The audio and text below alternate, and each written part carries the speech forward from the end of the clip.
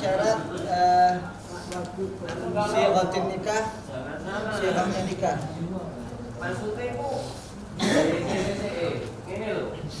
Yang termasuk masih pembahasan tentang rukunnya nikah. Insyaallah yang terakhir. Sudah bahas tentang rukun yang pertama zaujah, kemudian syahidain, kemudian wali beserta syurut-syurutnya semua. Sekarang kita memasuki syurut yang rukun yang terakhir, yaitu sighah. Dalam pernikahan itu harus ada sighah. Ya, ada ijab, ada qabul. Ya, ada ijab, ada qabul. Itu walinya mengatakan zawajtuka binti gini-gini bimahar kada. Yang zaujnya mempelai lakinya mengatakan qabiltu nikah atau tazwija bil mahrin madkur. Itu namanya sighah. Ya. Nah, ini merupakan rukun. Kalau nggak ada sighah, nggak ada nikah. Harus ada sighah. Nah, ini kita membahas tentang syarat-syaratnya sighah. Apa aja syarat-syaratnya sighah? Syurutu sighatin nikah, syarat-syaratnya sighatin nikah. Yushtaratu, disyaratkan fi sighah, dalam sighah, alla yatakhallala bainal ijab wal qabul kala muajnabi. Ya, syaratnya tidak disela-selai antara ijab dan qabul kalam ajnabi, kalamnya orang lain. Bukan kalam orang lain, kalam ajnabi itu kalam ajnabi, kalam yang tidak termasuk dari masalihil nikah wala muqtadayatin nikah wala mustahabbatin nikah. Itu pengertian dari kalam ajnabi, kalam yang tidak berhubungan sama nikah. Antara ijab itu yang dilafadzkan oleh siapa? Wali. Qabul yang dilafadzkan oleh mempelai laki. Antara ijab sama qabul tidak boleh disela-selai kalam yang tidak berkaitan dengan akad. Ya. Makanya kata musannif kalamun ajnabi itu apa? Huwa ma laysa min muqtasalihil aqd. Ma laysa min masalihil aqd wala muqtadayatil aqd wala mustahabbatil aqd. Itu maknanya kalam ajnabi, yang bukan dari masalihul aqd. Ya, yang ada maslahat-maslahat yang berkaitan dengan aqd. Emang ada yang berkaitan, ada suatu kalimat yang di situ kalau disebutkan akan memberikan maslahat dalam akad itu. Kalau ada. Seperti apa contohnya? Contohnya seperti isyhad, meminta syahid. Ya. Zawajtuka gini bimahar kada wa kada bi syartil isyhad. Ini syartul isyhad ini kalam lain sebenarnya. Tapi termasuk dari apa? Masalihil aqd. Ada maslahat di dalam akad itu. Minta saksi. Paham? Begitu bukan termasuk kalam ajnabi. Paham ya? Jadi seorang wali mengatakan zawajtuka, saya nikahkan kamu dengan anakku begini dengan mahar segini, ya. Dengan syarat harus ada saksi. Nah, omongan dengan harus ada saksi itu termasuk min maslahatil aqd. Yang dampaknya itu maslahatnya kembali kepada akad pernikahan. Tidak apa-apa. Itu bukan kalam ajnabi. Ya. Termasuk yang termasuk dari laisa min kalamin ajnabi, ya. Wala min muqtadayatil aqd, yang bukan termasuk muqtadayat, tuntutan akad. Ya.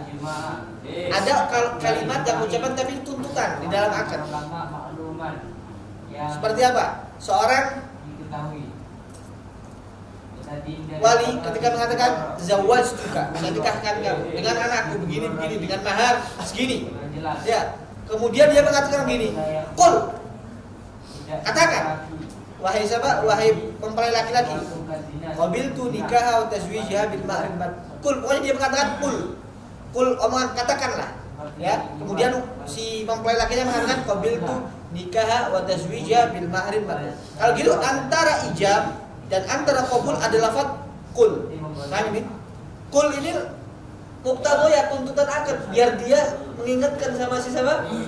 Si mempelai laki-laki ini agar tidak lupa. Mungkin kan orang kadang kalau lagi akad itu kan dahsyah itu tercengang.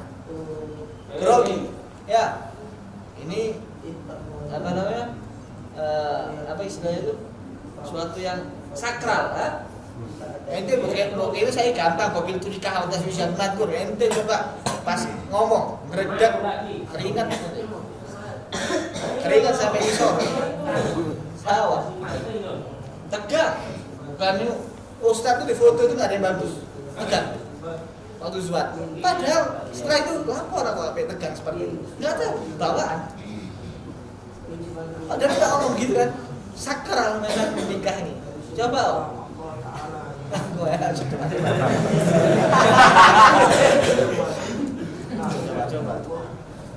Ya. Nah, itu tuntutan akad.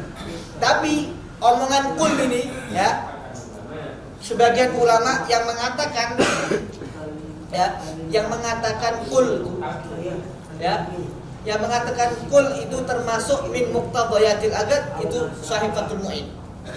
Fathul Mu'in mengatakan kalimat kul, katakan seorang wali kalau mengatakan kul, katakan gitu. Ya, antara ijab sama qabul itu termasuk muqtadayatil akad katanya. Ya.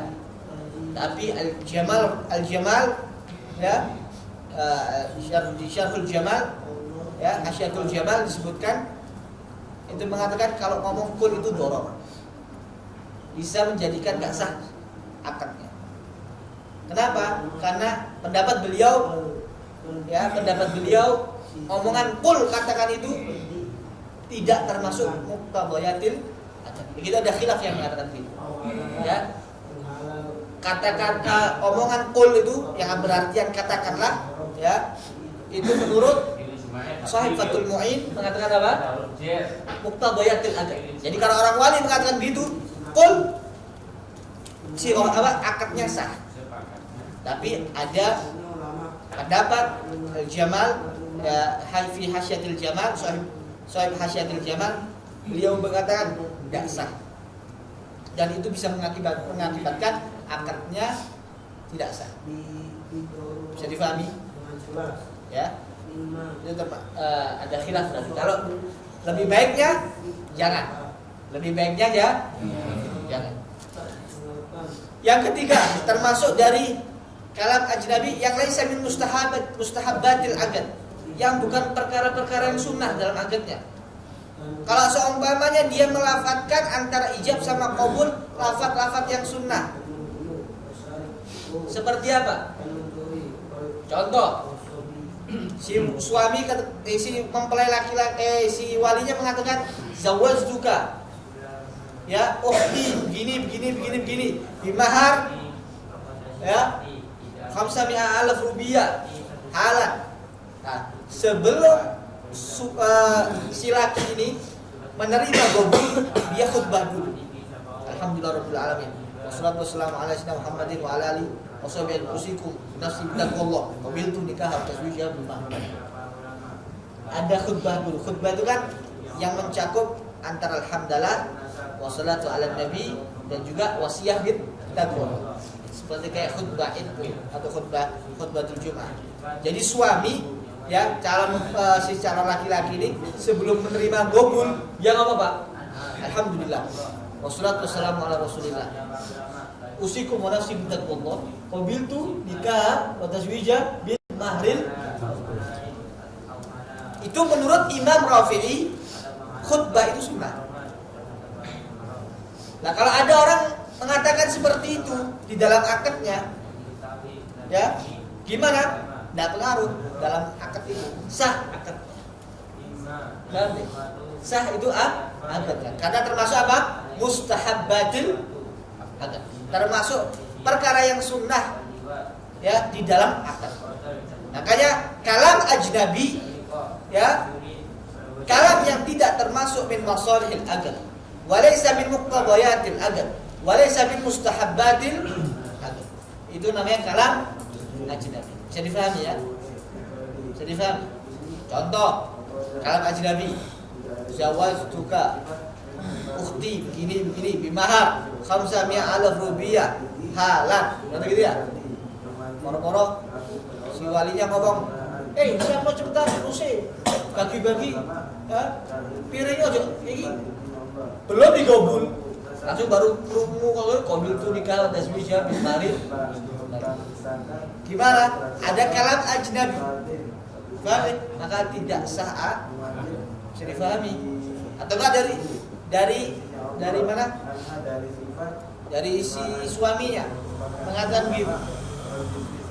Dari si suami dari cara laki-lakinya mengatakan zawaj juga binti begini bimahar kata halan ya. Si suaminya nggak ngomong mobil itu, ngomong-ngomongan lain, ngomong coba bang timbangan aku ngomong yang lain pak, gimana seperti itu? Tak sah. Paham ya? Karena apa? Antara ijab sama qabul ada kalam ajnabi. Bisa paham? Nah.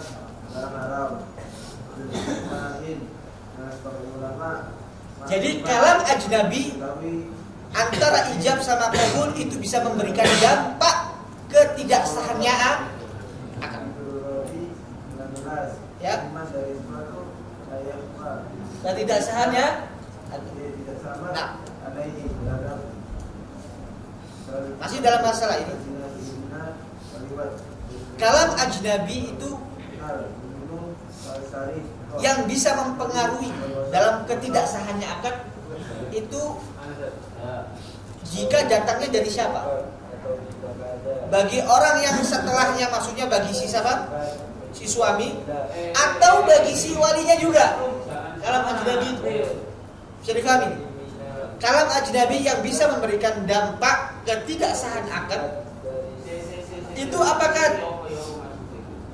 datangnya dari si mimman tuliba jawab, ya, dari orang yang memang dituntut jawab. Nah, setelah ada ijab, siapa yang dituntut untuk menjawab? Siapa yang diminta untuk menjawab? Si suami kan calon mempelainya ini. Nah, apakah kalam ajnabi yang menjadikan dampak ketidaksahannya akad itu dituntut dari dia atau juga dituntut sama si walinya juga? Walinya nggak boleh ngomong juga. Jadi kami, ya, di sini khilaf. Asy-Syaikh Ibn Hajar mengatakan, ya, Asy-Syaikh Ibn Hajar mengatakan kalam ajnabi yang memberikan dampak ya ketidaksahan akad jika yang mengeluarkan, yang mengucapkan kalam ajnabi itu bagi si mempelai laki-laki. Mimman tuliba jawabu, bagi orang yang dituntut untuk menjawab dari ijab tadi. Siapa? Mempelai laki-laki. Ya. Tapi kalau dari wali tidak apa-apa, karena dia sudah ngomong. Itu menurut siapa? Asy-Syaikh Ibn Hajar. Khilafan Imam Ramli. Al-Imam Ramli wa bin Qasim wal Malyabari, beliau berpendapat enggak, walaupun dari walinya juga.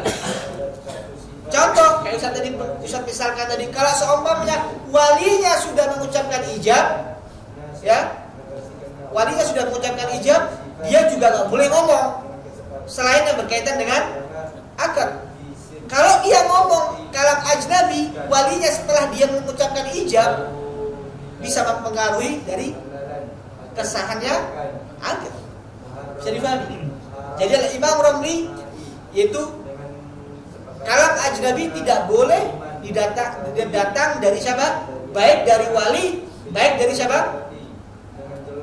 Mempelai laki-lakinya. Tapi Syekh Ibn Hajar, darar ajnabi, yaitu kalam ajnabi yang bisa memberikan dampak ketidaksahannya akad itu diperuntukkan bagi siapa? Mempelai laki-laki saja atau mimman tuliba jawab, karena biasanya yang akad duluan itu siapa?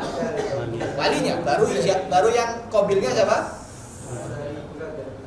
Mempelai laki-laki. Bisa difahami khulasonya ini? Hah? Bisa difahami ya? Kayak gitu. Sekarang ada contoh ini. Kalau seumpamanya ada seorang wali mengatakan begini.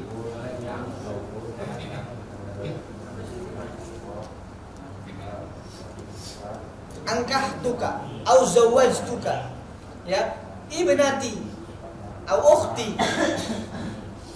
fulanah binti fulan, bimahar 5,000 rupiah, halal, ya. Kemudian sebelum si gobilnya, sebelum mempelai laki-laki mengucapkan qabul, dia mengatakan fastausu biha khairan.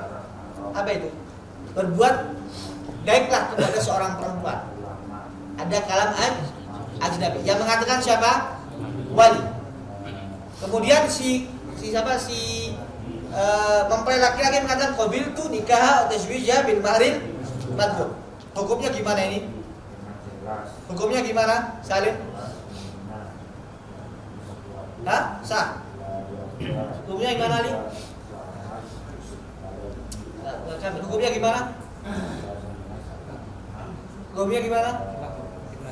Apa hukumnya? Langsung aja gitu. Hah? Yasih inda Ibn Hajar wala yasih inda Imam. Kalau tadi yang kalam ajnabi sodar datangnya dari siapa? Hah? Dari kata Ibn Hajar gimana? Sah. Karena yang tidak boleh kalam ajnabi jika datangnya dari siapa? Mimman tuliba jawabu. Yaitu siapa? Mempelai laki-lakinya. Kalau datangnya dari siapa? Walinya, boleh. Hah? Boleh kata Ibn Hajar. Tapi Imam Romli gimana? Tidak boleh. Mafhum. Mafhum ya? Nah.